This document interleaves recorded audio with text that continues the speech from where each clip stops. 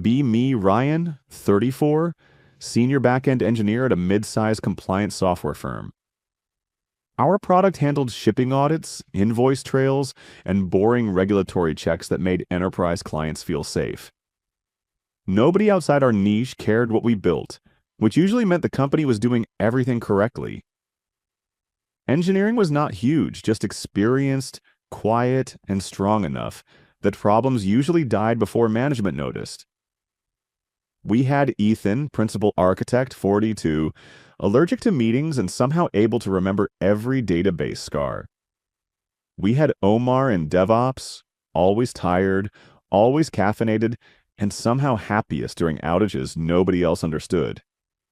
We had Victor Lang, senior systems engineer, the man half our production shortcuts quietly depended on. Victor knew every legacy integration, every undocumented patch, and every ugly compromise buried inside our infrastructure. Then there was me, somewhere between firefighter and janitor, cleaning back-end messes after everyone else caused them. We were not glamorous people, but glamorous people tended to panic whenever we stopped doing invisible miracles. Sales sold promises, products sold roadmaps, executives sold confidence, and engineering quietly turned fantasy into deadlines. The company had been bought 6 months earlier by a bigger corporate parent obsessed with strategic transformation.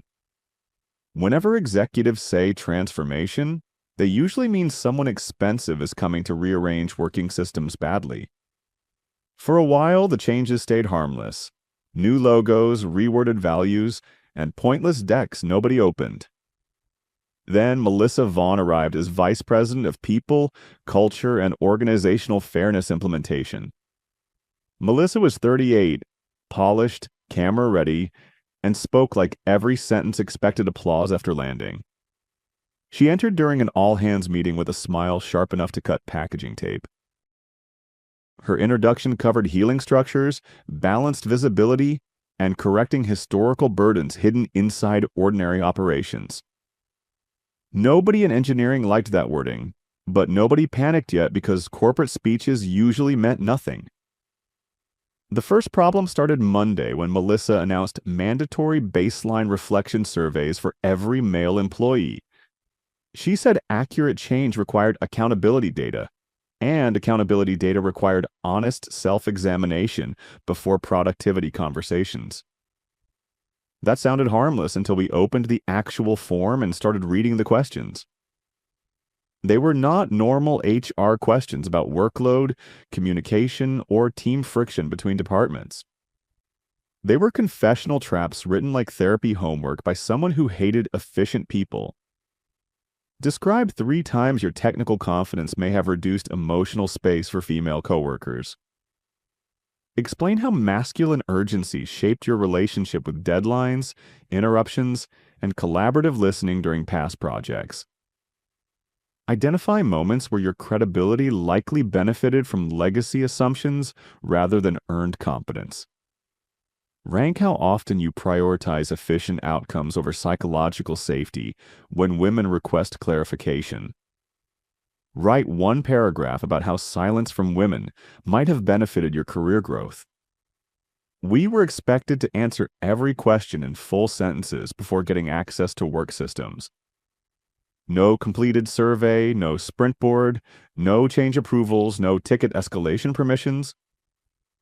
So instead of fixing bugs, grown men sat writing guilt essays to unlock normal tools. Melissa called the exercise foundational repair work and thanked us for participating in collective progress. Ethan read the survey once, rubbed his face slowly and said, "Civilization at peak somewhere before lunch." Victor answered exactly enough to avoid penalties, then spent the afternoon fixing 2 production alerts alone. The facilitator flagged his tone and scheduled a coaching follow-up during our busiest release week. That first week only got worse because surveys became daily instead of one-time. Each morning, another form arrived with new questions dressed in soft language and implied accusations. Each afternoon, men were ordered into discussion circles about communication energy and emotional accessibility at work. Engineering lost nearly 3 hours daily to this nonsense while deadlines kept moving closer. Clients still expected releases, patches, and reports because clients do not care about internal ideological theater. Claire from Analytics attended one mixed session and asked where operational metrics fit into this program. Melissa smiled warmly and said, "Healing must come before metrics if organizations want sustainable equity." Claire stared at her like someone hearing a doctor prescribe poetry for internal bleeding. By Friday, our sprint velocity had fallen hard enough that even product managers noticed. We assumed upper management would see the charts and quietly kill the experiment before real damage spread. Instead, Melissa sent a company-wide memo announcing Phase 2 of restorative workplace balancing. The memo explained that women would receive protected recovery flexibility to address historical professional overburden. Men, meanwhile, would support the transition through expanded accountability coverage and reliability commitments. That was the corporate version of saying men would work longer while women worked far less. Nobody believed it at first because the wording was too absurd to sound legal. Then our calendars changed automatically and the staffing rules went live before noon. Women in non-critical departments got flexible core hours, optional remote attendance, and protected wellness blocks. Women could also take restorative leave twice monthly without manager approval or coverage review. Men in technical, operational, and support roles got extended coverage windows from 7 until 9 nightly. Male lunch breaks dropped to 20 minutes under a new accountability efficiency standard. Time off for men now required executive review plus written justification about organizational continuity impact. Melissa called it a temporary corrective structure designed to build fairness through redistributed labor pressure. Claire openly hated the change because analytics support still depended heavily on engineering and operations. Hannah from product looked embarrassed because half her team suddenly vanished into wellness blocks every afternoon. Some women quietly kept working full days because they understood exactly who would absorb the fallout. Others treated the new flexibility like a paid social experiment and disappeared by 2. The office became half full, badly coordinated, and somehow noisier despite fewer bodies present. Meetings kept stalling because key people were absent, while engineering still got blamed for every missed handoff. Victor was hit hardest almost immediately because he touched the systems everyone else casually depended on. He managed deployment pipelines, legacy vendor connections, audit scripts, and a dozen undocumented maintenance routines. Under normal conditions, Victor was already carrying too much, but he tolerated it because everything still worked. Under Melissa's rules, coverage shrank, while his responsibilities stayed the same and support disappeared. Within 8 days, he was staying past midnight almost every night while handling weekend tasks. He finally requested a private meeting with Melissa and brought actual evidence instead of anger. Victor carried printouts, staffing comparisons, overtime logs, incident trends, and a proposed rotation model. He explained calmly that the new rules were choking critical systems and burning out specialists. He even said fairness concerns were real and could be addressed without crippling operational capacity. Melissa listened with perfect stillness, then thanked him for sharing discomfort during a difficult adjustment period. She said change often feels threatening to those unconsciously centered by older workplace dynamics. Victor blinked twice, looked at his spreadsheets, and asked whether uptime graphs were also patriarchal. 2 days later, Victor was removed from lead status on our migration project. His title stayed, his workload stayed, but his authority quietly vanished without formal explanation. Everyone understood the message immediately. Challenge the policy and your career gets clipped without visible fingerprints. Victor endured another week, then sent a resignation email so short it felt surgical. Martin Hale, our CEO, thanked him publicly for years of dedicated service and wished him well. Melissa privately framed his exit as an unfortunate example of resistance clarifying itself under pressure. That line spread through engineering fast and changed the mood from irritated to cold. Before Victor left, things felt stupid, but after that they felt deliberately hostile. His absence punched a hole through operations because documentation never captures what veterans actually carry.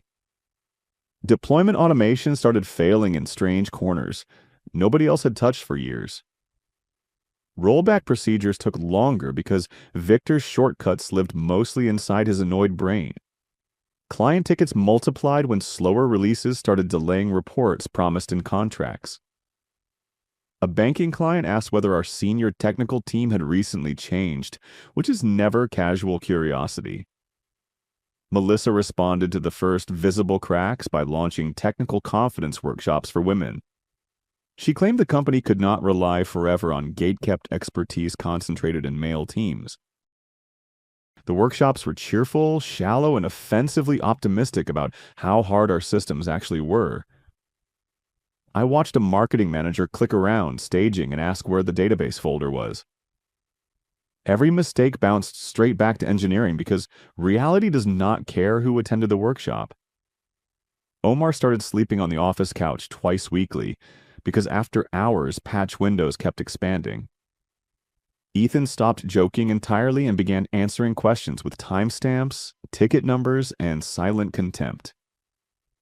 I was averaging 12-hour days, 6 days weekly, while watching capacity shrink everywhere. The worst part was not exhaustion, it was the insulting logic wrapped around it.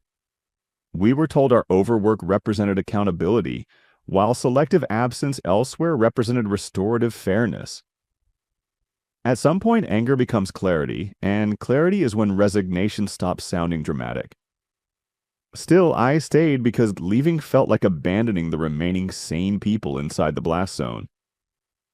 Then came the first major external humiliation, a client onboarding call for a large insurance account. They needed custom reporting fields, simple work technically, but it required coordinated approvals across departments. Half the product staff were on protected leave and 2 sign-offs sat untouched for days. Martin promised delivery anyway because executives fear saying no more than looking reckless. Friday arrived, nothing was ready, and the client listened quietly while excuses got polished. They pulled the expansion package that same afternoon and asked finance about termination language. Lost revenue finally reached board-level visibility, but apparently still not enough to stop Melissa.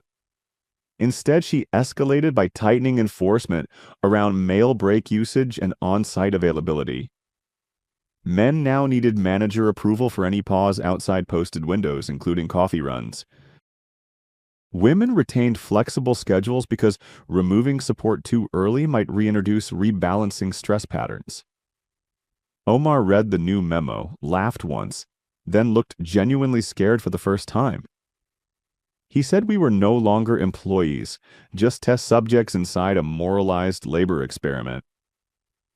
Ethan forwarded the memo to himself and titled the email "Eventual Evidence." The next collapse came from fatigue. Exactly what Victor had predicted using plain numbers. I pushed a late hotfix after 19 straight working days and missed one dependency conflict. Under normal conditions, Victor or Omar would have caught it before deployment. Instead, the patch delayed reporting across 3 enterprise accounts and triggered a compliance alert wave. We contained it before dawn, but 2 clients spent the morning threatening penalties and formal reviews. Martin called an emergency meeting where half the responsible managers were absent under Melissa's rules. Melissa joined remotely, soft lighting on, and asked whether the incident reflected burnout-centered thinking patterns. Omar muted himself, lowered his head onto the table, and laughed like a damaged engine. After that call, he requested unpaid leave and got denied due to continuity obligations. He lasted 6 more days, then accepted a remote contract somewhere else and vanished cleanly. Losing Omar was worse than losing furniture, worse than losing morale, almost worse than losing Victor. Infrastructure without Omar felt like driving downhill after someone quietly removed the brakes. Suddenly, every maintenance task required guesswork, contingency notes, and small prayers nobody admitted making. Clients started escalating faster because our response windows kept widening in measurable ways. I became the remaining bridge between back-end fixes, release coordination, and emergency data corrections. That sounds flattering until you realize it means every broken thing owns your evenings. My wife stopped asking when I would be home and started wrapping dinner instead. I missed a family birthday, 2 appointments, and enough sleep to become stupid around edges. Claire quietly sent me analytics showing output per payroll dollar collapsing since Melissa's rollout. Hannah forwarded complaint threads because product leadership needed someone sane preserving the paper trail. I kept everything: memos, denied leave requests, staffing charts, incident logs, and escalation summaries. We were not plotting rebellion, just collecting proof because proof survives better than memory. My breaking point arrived when Melissa announced a gratitude luncheon by company-wide email. Women were invited to a catered off-site brunch, celebrating resilience during transformational strain. Men and accountability groups were expected to maintain coverage and submit written appreciation statements by evening. Written appreciation statements after months of overtime, resignations, denied leave, and collapsing service levels. I read that memo twice, felt something inside me go perfectly still, and booked 15 minutes. Melissa accepted quickly, probably expecting another exhausted man she could reframe into a lesson. I entered her office carrying a binder because details matter more than volume. She smiled professionally and asked how I was feeling about my growth through this process. I said growth was an unusual word for forced overwork under selectively unequal attendance rules. Her smile tightened, but she invited me to continue with that polished fake patience. I laid out overtime totals, client losses, staffing gaps, and direct links between them. I named Victor and Omar specifically, then explained what my exit would cost next. I told her the company was not healing. It was eating its own structural supports.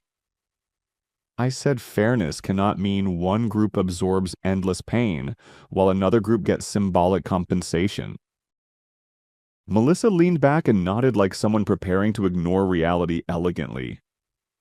She said my language revealed discomfort with women finally being centered in institutional decisions.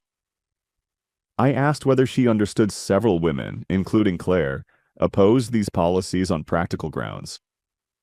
She said internalized adaptation often makes women defend systems harmful to their own flourishing.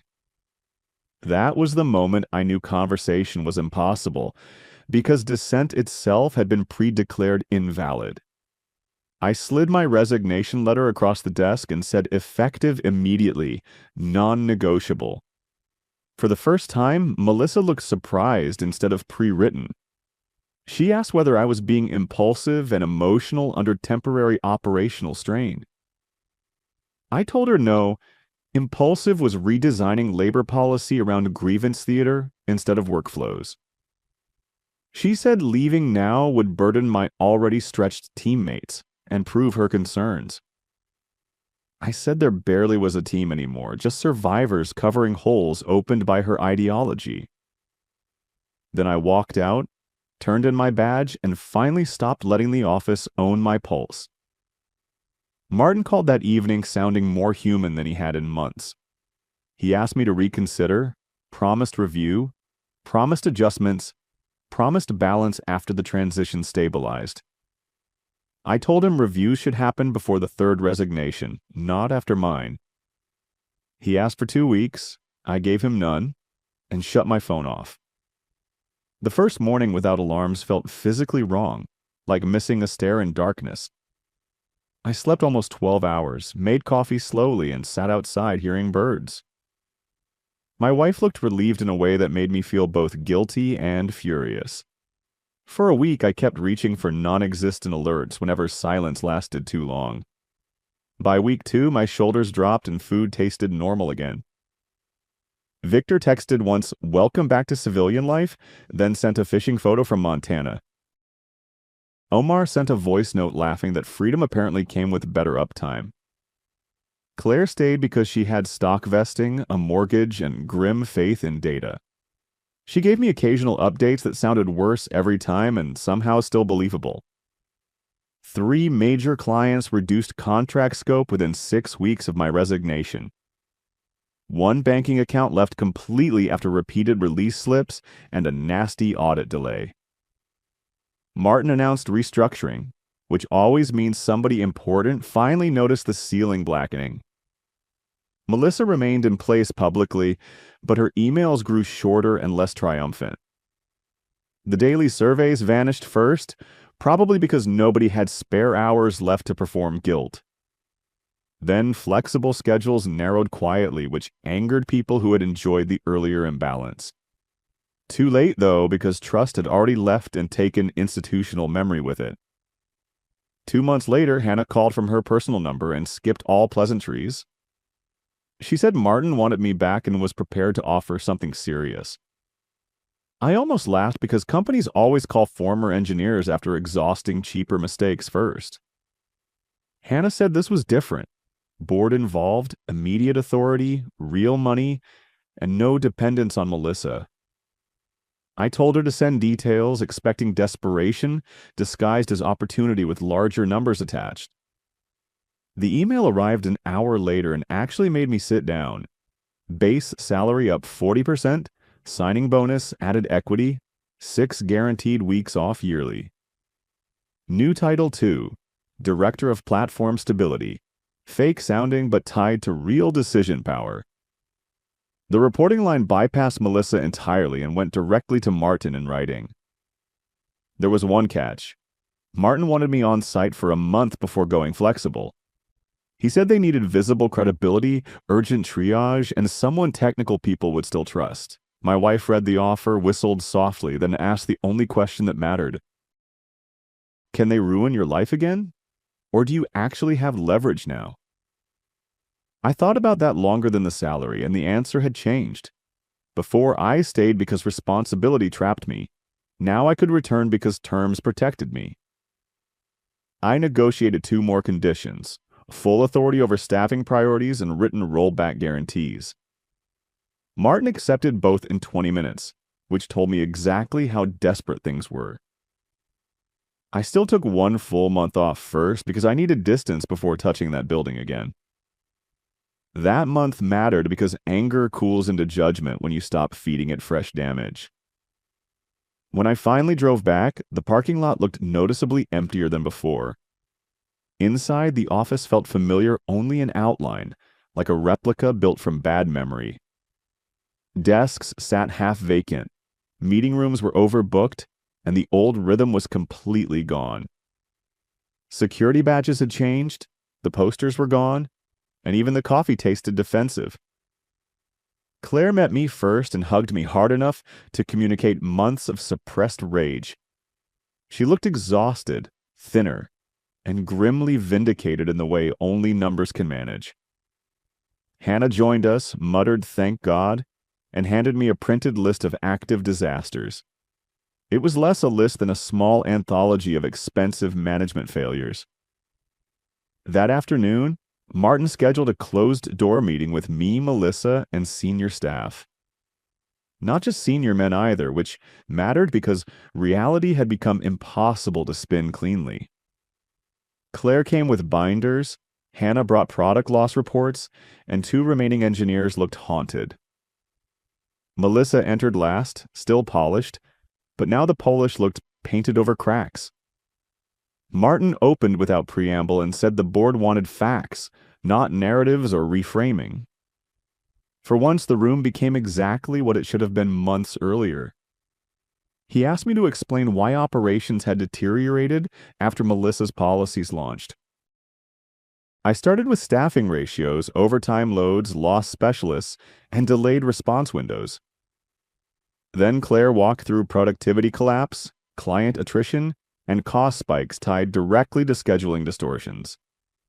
Hannah detailed missed launches, emergency scope cuts, and reputational damage from repeated delivery failures. One of the remaining engineers described sleeping in his car during release weekends. Another said he stopped reporting fatigue because it only triggered coaching about resistant language. Martin let everyone finish completely, which already felt revolutionary compared with months of managed therapy. Then he turned to Melissa and asked whether any of the facts were inaccurate. She tried her old move first, saying transitional resistance often distorts perception during culture correction. Martin cut her off immediately and slid a printed resignation timeline across the table. He asked whether 6 critical departures also counted as distorted perception. Melissa pivoted, claiming managers had applied her policies too rigidly beyond intended humane spirit. That failed too because every memo carried her signature and explicit enforcement language. Claire, who had clearly waited months for this exact moment, calmly produced archived approvals. She read specific lines aloud, including protected flexibility by gender and restricted leave by accountability group.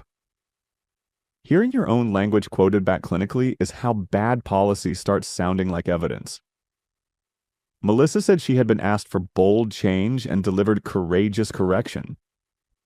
One exhausted engineer finally said courage would have been staying after noon during release weeks.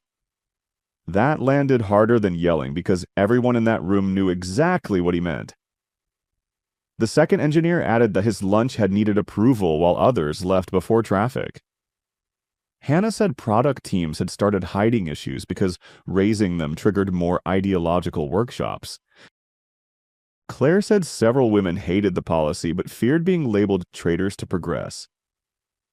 I said the company did not fail because fairness was discussed.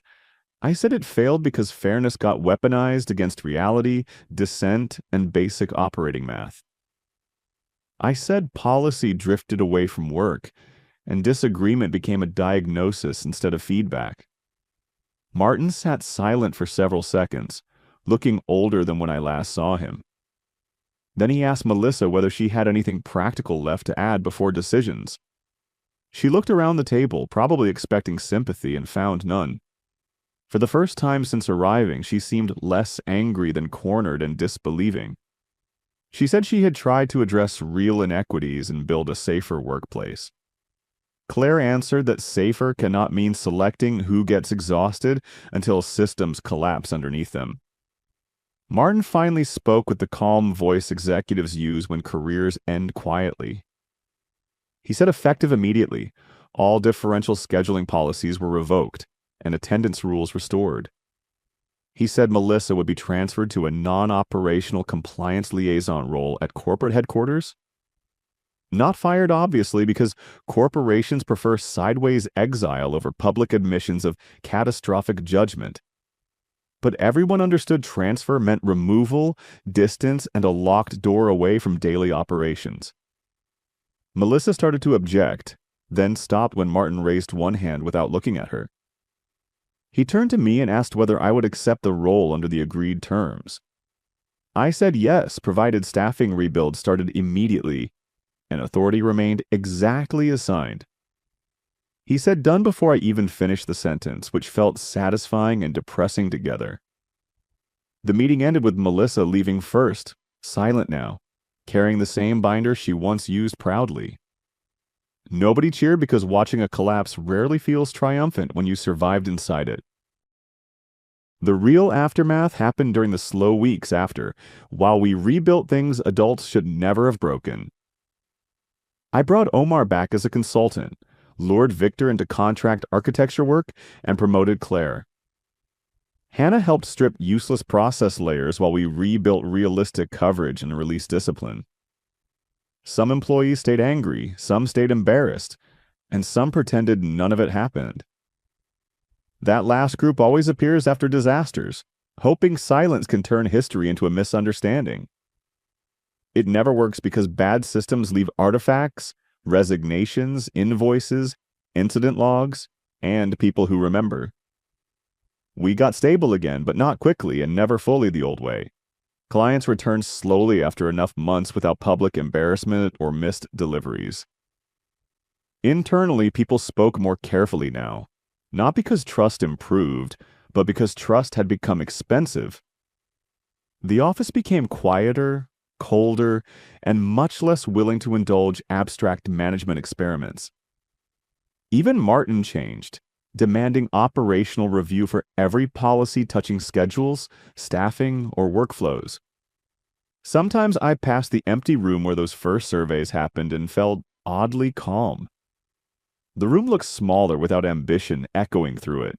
Just chairs, walls, and fluorescent regret. People later asked whether coming back felt like winning, and I never answered that way. Winning implies the damage was worth the lesson, and some lessons cost too much. What actually happened was simpler. They removed the load-bearing men and begged us rebuild everything. This time, when I put it back together, my name stayed on the keys.